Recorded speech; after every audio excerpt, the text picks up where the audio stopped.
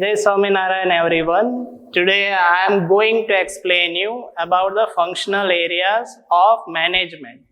In this functional area, I have completed the importance of HRM, but I just want to recapitulate the points for you.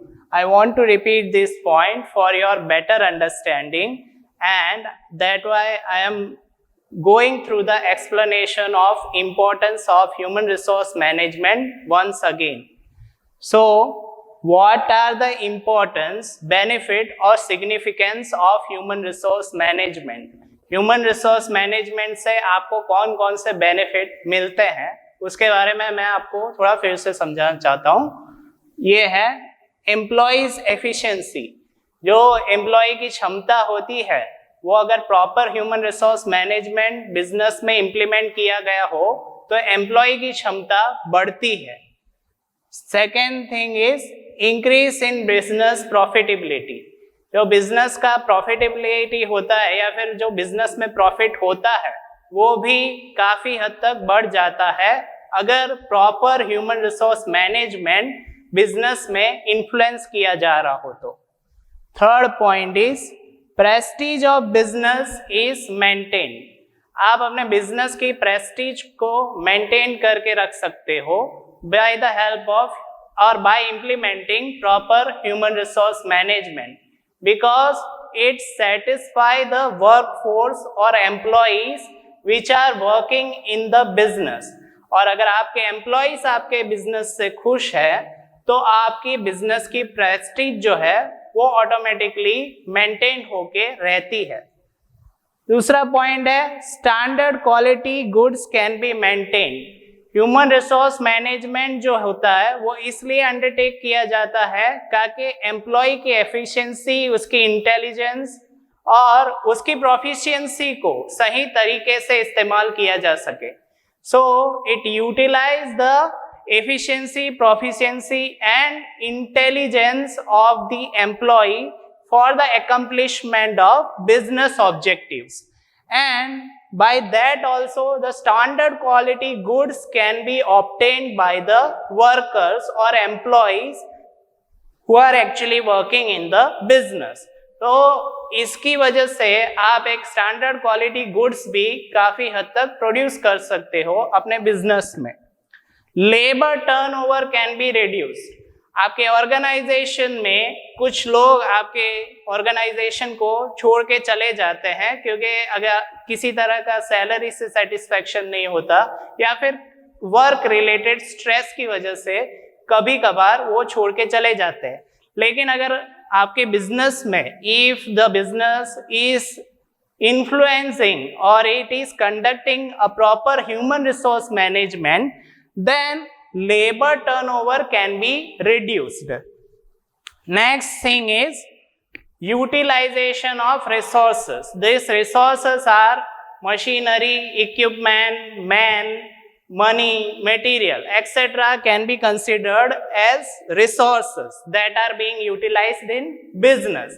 So proper utilization of resources become possible by the way of human resource management, or you can say maximum utilization of human resource is possible by the way of HRM. Job satisfaction. Yes, human resource management take into consideration the employee as a valuable asset of the business organization. ये employ को एक valuable asset की तरह consider करता है और it tries to provide the training to the employee through which the employee can get the job satisfaction. So the job satisfaction among the employees can be seen by the human resource management, or if the business is implementing the proper human resource management. Now, if the job satisfaction is there among the employee, then there will be no strike or dispute in your industry or in your business. That why the next benefit is industrial peace will be there in your business.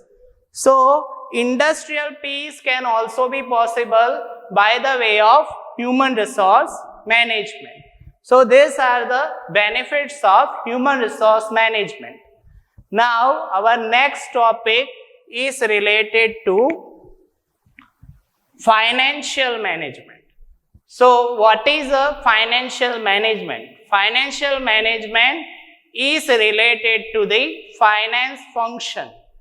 और ये finance function क्या होता है? तो finance function refers to acquiring, utilising and allocating the finance और the funds which are required in business.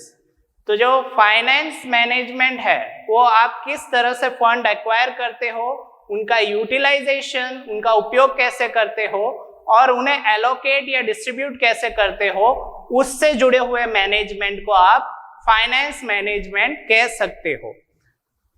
दूसरा, this management is needed to be influenced in an ideal and efficient manner. इसको एक अच्छी तरीके से इन्फ्लुएंस करना जरूरी है क्योंकि बिजनेस की जो भी प्रोसीडिंग होता है वो उसके फाइनेंशियल मैनेजमेंट पे डिपेंड करता है. So what are the function of financial management? Financial management के अंदर कौन कौन से कार्य आते हैं? तो पहला कार्य है to estimate financial needs. To estimate financial needs यानी कि बिजनेस के कौन कौन सी जरूरतें हैं उन्हें उनके बारे में प्रेडिक्ट करना, उनके बारे में समझना. So the first point of financial management is to estimate the financial needs of business के कौन से क्षेत्र में वाकई में आप अपना फाइनेंस इन्वेस्ट कर सकते हो या फिर किस तरीके से कौन से क्षेत्र में फाइनेंस की जरूरत है. Second point, plan for finance. Yes, to prepare the plan for finance on the basis of particular time period. एक पर्टिकुलर टाइम पीरियड के लिए आपको फाइनेंशियल प्लानिंग करनी पड़ती है जिससे कि उस टाइम पीरियड से रिलेटेड प्रोजेक्ट्स आप कंप्लीट कर सको. दूसरा, to prepare budget. Budget is nothing but it is an income and expenditure statement. ये जो बजट होता है उससे आप ये समझ सकते हो कि इनकम कौन कौन से सोर्सेस में के थ्रू आ सकता है और आप ये भी समझ सकते हो कि उन्हें कौन कौन से सोर्सेस में आप लगा सकते हैं और कहाँ पे आप अपना एक्सपेंडिचर कंडक्ट कर सकते हो. या फिर आप ये डिसाइड कर सकते हो कि किन किन एरिया में आपको एक्सपेंडिचर कंडक्ट करना है जिससे आपको ये पता चले कि आपके पास क्या उतना अवेलेबल रिसोर्स है, उतना अवेलेबल फाइनेंस है जिससे कि आप अपनी बिजनेस एक्टिविटी कंडक्ट कर सको. So the third point is to prepare the budget to take the decision related to income and expenditure.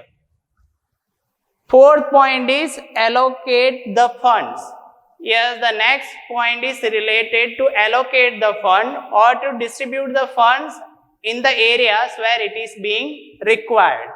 तो कुछ ऐसे क्षेत्र में जहाँ पे profitable ventures हो वहां पे आप फंड्स एलोकेट कर सकते हो जिससे कि आपके बिजनेस को प्रॉफिट पहुंचे. Capital structure and sources of capital.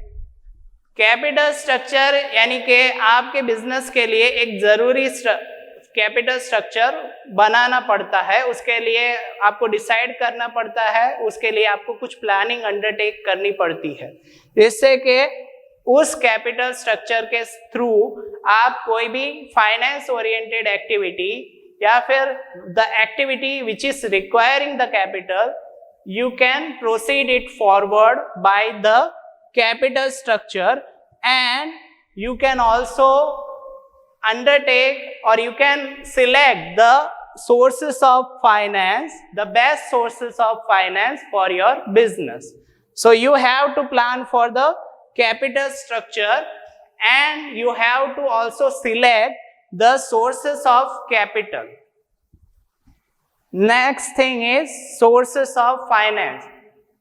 You have to select the proper or you have to carry out the procedure to select the sources of finance, means the right sources of finance through which you can conduct your business. So आपको कुछ ऐसी proceedings या फिर कुछ ऐसे procedure implement करने होते हैं in order to select the right source of finance, जिससे कि आप अपने बिजनेस में पैसा ला सको. Utilisation of funds. यस, पहले जो भी फंड्स आपके पास अभी मौजूद है, क्या उनका प्रॉपर यूटिलाइजेशन हो रहा है, ये भी देखना फाइनेंशियल मैनेजमेंट में आता है.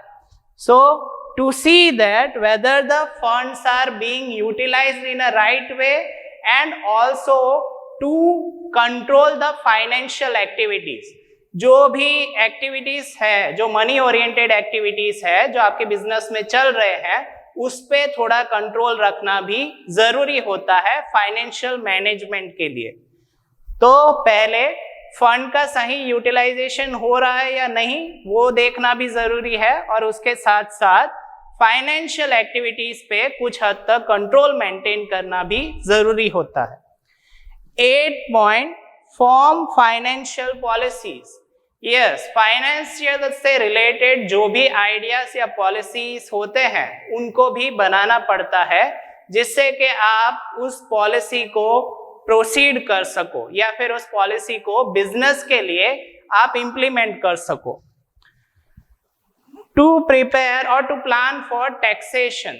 फाइनेंस और रिलेटेड मैटर है, इसलिए इसमें कुछ टैक्स से रिलेटेड कायदे या फिर टैक्स से रिलेटेड लॉस होते हैं.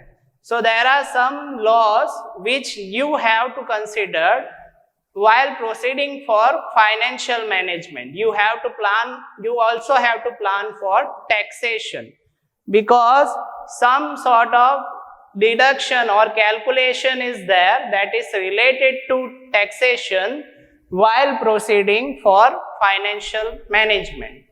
तो टैक्सेशन का भी प्लानिंग आपके माइंड में होना चाहिए अगर आप फाइनेंशियल मैनेजमेंट को सही तरीके से इंप्लीमेंट करना चाहते हो तो.